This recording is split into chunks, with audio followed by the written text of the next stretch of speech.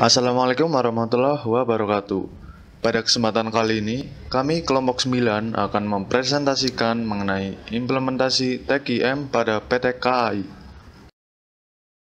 Sebelum masuk pada topik pembahasan, perkenalkan anggota kelompok 9 yang beranggotakan Akbar, Asyifa, Intan, Nabila, dan Dimas. Berikut ini adalah topik yang akan kami bahas, yaitu pengertian Total Quality Management, profil PT KAI, visi misi PT KAI, sejarah PT KAI, pelayanan yang diberikan PT KAI, dan yang terakhir, implementasi Total Quality Management pada PT KAI. Definisi Total Quality Management. Menurut Ciptono dan Diana 2001, Total Quality Management merupakan suatu pendekatan dalam menjalankan usaha yang mencoba untuk memaksimumkan daya saing organisasi melalui perbaikan terus-menerus atas produk, jasa, manusia, proses, dan lingkungannya. Kemudian, menurut Gaspers 2011, Total Quality Management merupakan suatu cara meningkatkan kinerja secara terus-menerus, continuously performance improvement, pada setiap level operasi atau proses dalam setiap area fungsional dari suatu organisasi, menggunakan semua sumber daya manusia dan modal yang tersedia. Selanjutnya, saya akan menjelaskan mengenai profil PT Kereta Api Indonesia Persero. Kereta api merupakan moda transportasi massal yang sudah beroperasi sejak pendudukan Belanda di tanah air. Status badan hukum, jumlah gerbong, dan layanan terus mengalami perubahan dan perkembangan. Dan hingga kini, kereta api masih menjadi primadona penggunanya sebagai alat transportasi antar kota, provinsi, dan komuter antar wilayah regional. PT Kereta Api Indonesia Persero, yang selanjutnya disingkat sebagai KAI, merupakan salah satu badan usaha milik negara atau BUMN yang menyediakan, mengatur, dan mengurus jasa angkutan kereta api di Indonesia. Seiring dengan dunia usaha dan berkembangnya tuntunan pasar, saat ini KAI juga menyelenggarakan kegiatan usaha penunjang lain dengan memanfaatkan sumber daya yang dimilikinya. Di antaranya adalah pengelolaan terkait jasa kereta api, pariwisata berbasis kereta api, restoran di kereta api atau di stasiun, termasuk juga catering dan distribusi logistik. Bagi moda komuter, kereta api menjadi salah satu primadona bagi pekerja kantor antar wilayah dalam suatu regional. Selain karena tarif yang relatif terjangkau bagi para komuter, ketetapan waktu keberangkatan dan kedatangan menjadi tolak ukur para penumpang. Sementara, sebagai moda transportasi antar provinsi, kereta api menjadi salah satu moda andalan penggunanya karena relatif tepat waktu baik jam keberangkatan maupun kedatangan di stasiun tujuan. Kemudian pemesanan dan pembelian tiket perjalanan antar kota atau antar provinsi secara daring juga merupakan salah satu keunggulan moda ini. Hingga kini, ketetapan waktu dan keberangkatan kereta api semakin presisi. Hal ini seiring dengan penambahan ruas rel kereta api atau rel ganda untuk menghindari antrean kereta selama dalam perjalanan maupun menjelang tiba di stasiun tujuan. PT KAI secara bertahap mengubah jenis bahan bakar kereta api dari kereta api bermesin tenaga diesel menjadi kereta api tenaga listrik. Perubahan ini terutama untuk moda kereta komuter.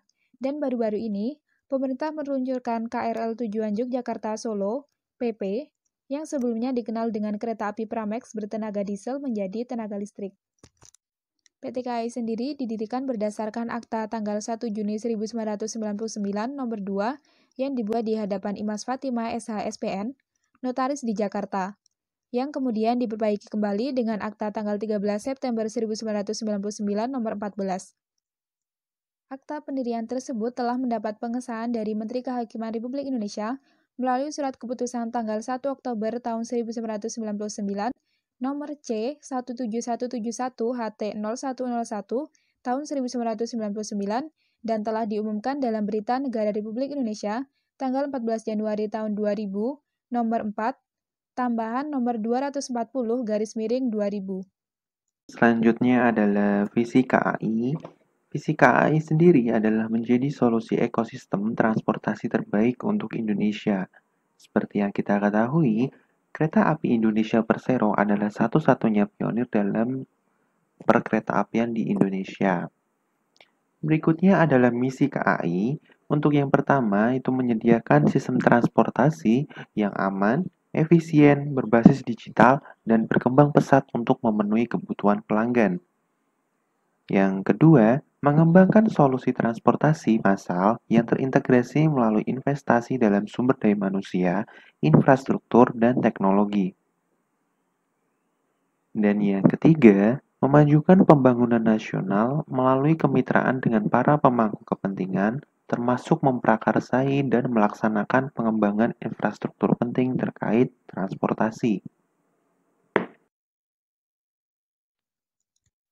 Kemudian, kita akan membahas mengenai sejarah kereta api Indonesia.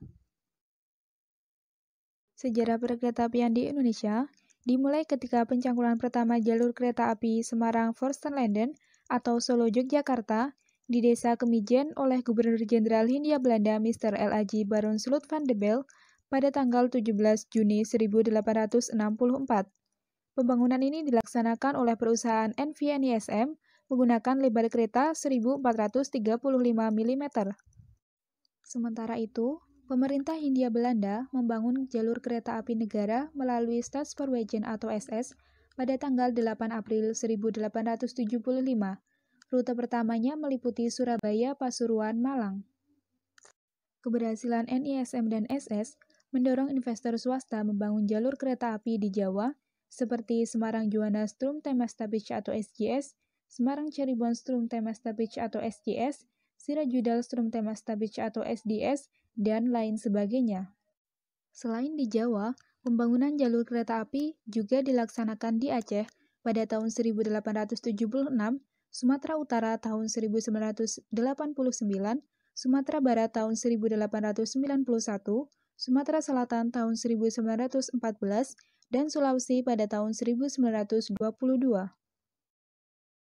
Kemudian, pada tahun 1942, pemerintah Hindia Belanda menyerah tanpa syarat kepada Jepang. Semenjak itu, perkeretaapian di Indonesia diambil alih oleh Jepang dan berubah nama menjadi Rikyuku Sokyuku atau Dinas Kereta Api, dan selama penguasaan Jepang, operasional kereta api hanya diutamakan untuk kepentingan perang.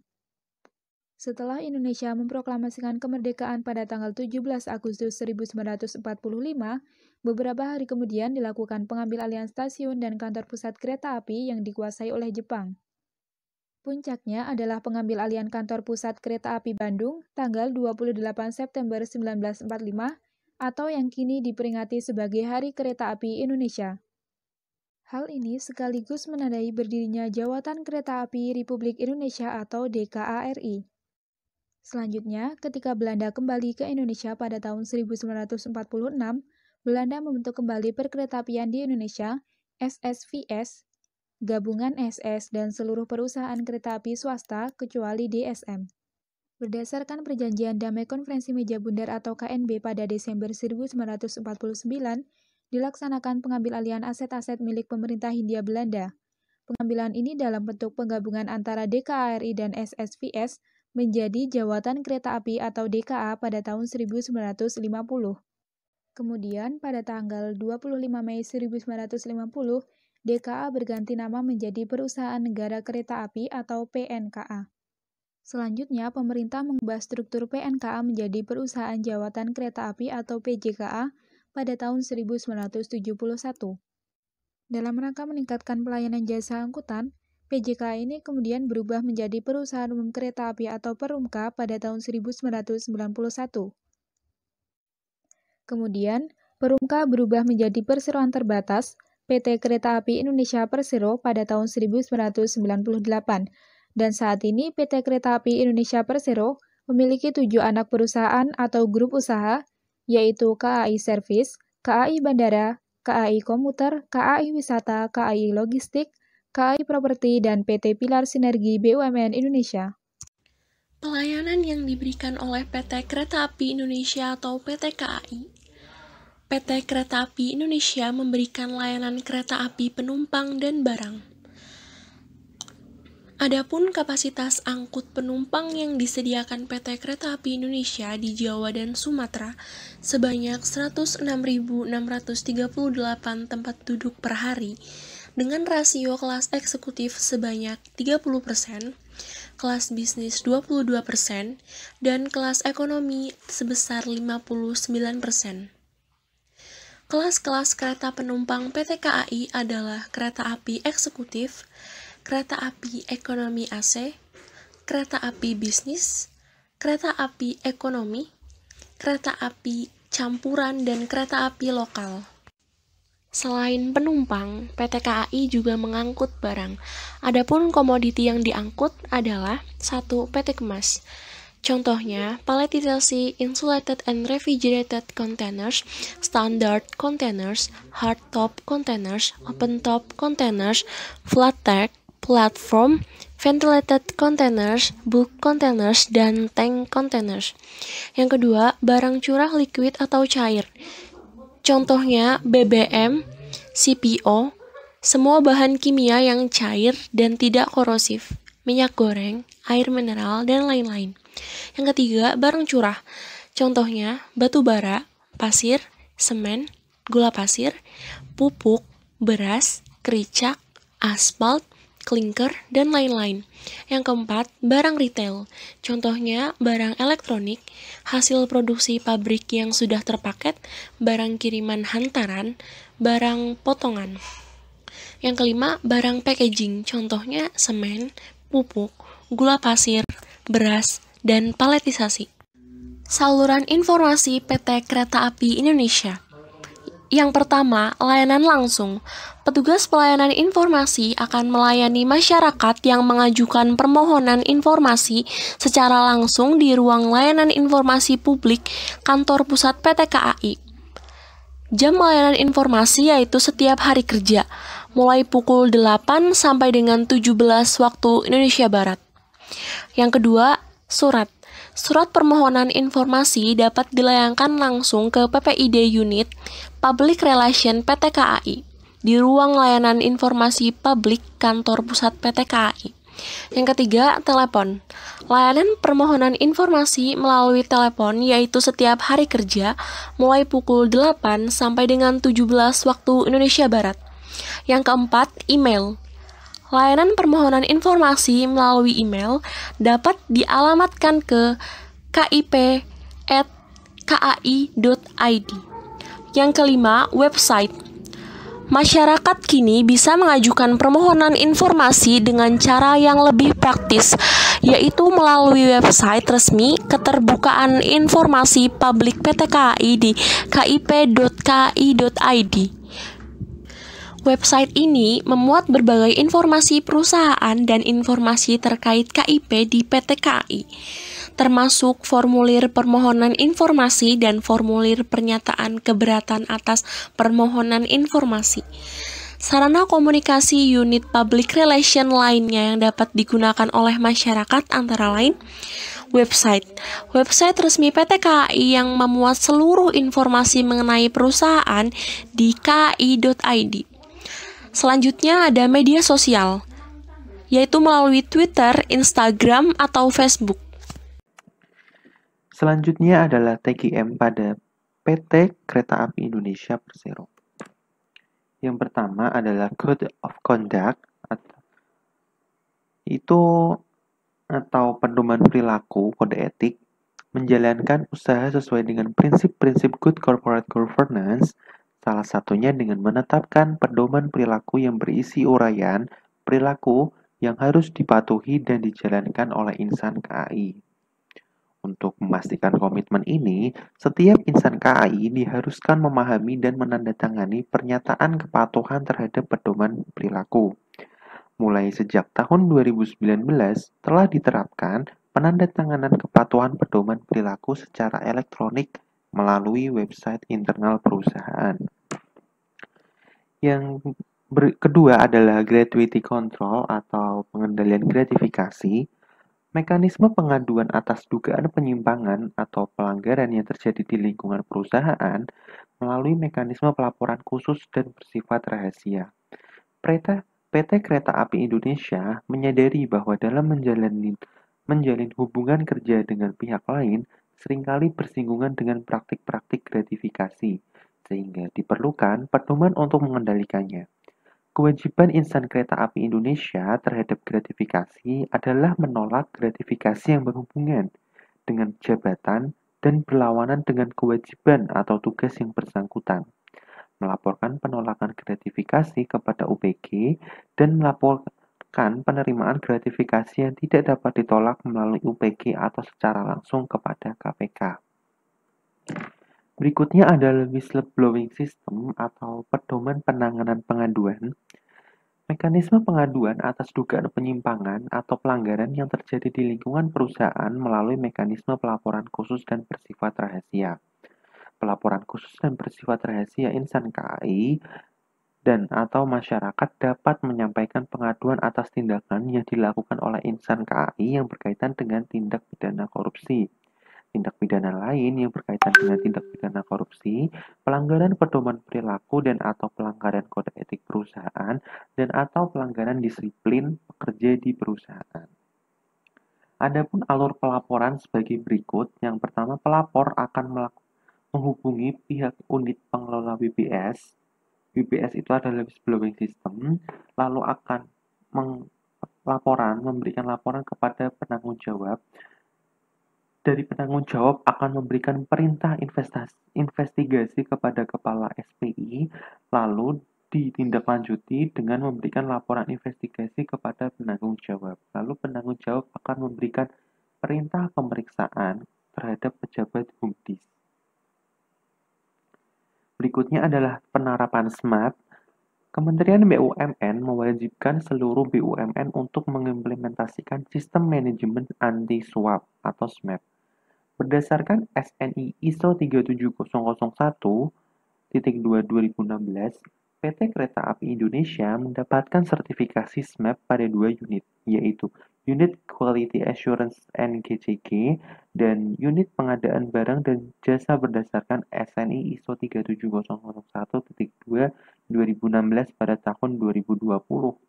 Tujuan penerapan SMAP adalah untuk menanamkan budaya integritas dan mencegah terjadinya penyuapan dan tindak pidana korupsi lainnya.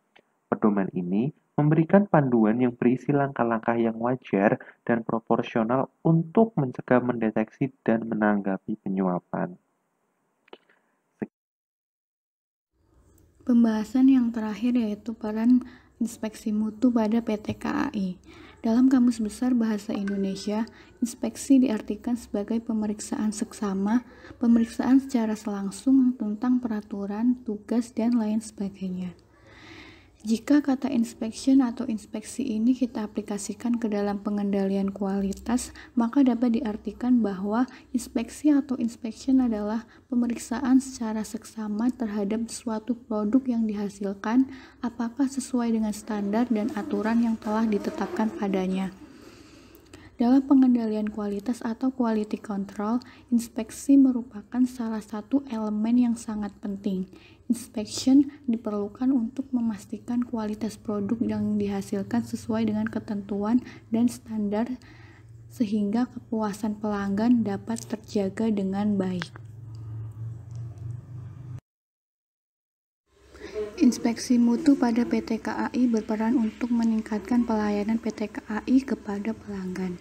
Contohnya, sebagai bentuk kepedulian kepada pelanggan, perseroan melakukan tanggung jawab kepada pelanggan dengan memperhatikan standar kualitas pelayanan yang mengacu pada Peraturan Menteri Perhubungan Nomor PM 48 Tahun 2015 tentang standar pelayanan minimum angkutan orang dengan kereta api.